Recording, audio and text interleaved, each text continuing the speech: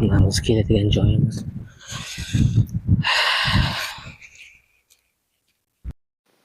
Biz hozir Ko'kcha qabristonida joylashgan chillaxonaga keldik. Bu kirish qismi.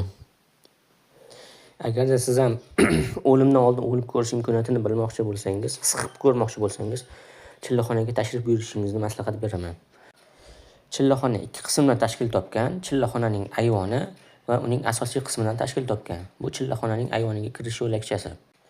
Chillaxonaning ayvoni shu ko'rinishda bo'ladi.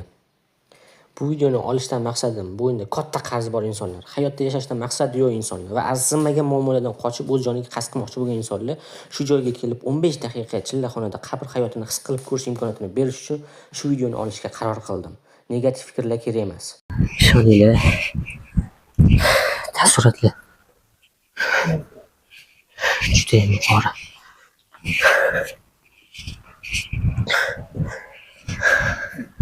İnson baribir dars qilib ko'rish kerak ekan. Hech kim yo'q joyda, qorong'u joyda, zax joyda.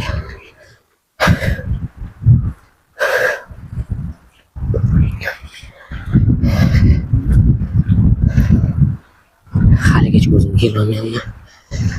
Shunda kichkina qabrga o'xshagan joyga tushasizlar, yotasizlar.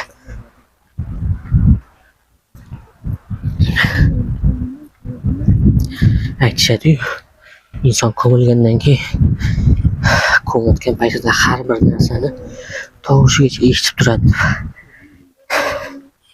Chillaxonaga ham kirib, yotsanglar tashqarida ovozlar, tovushlar, yurganlar har bitta narsasi eshitilib turadi.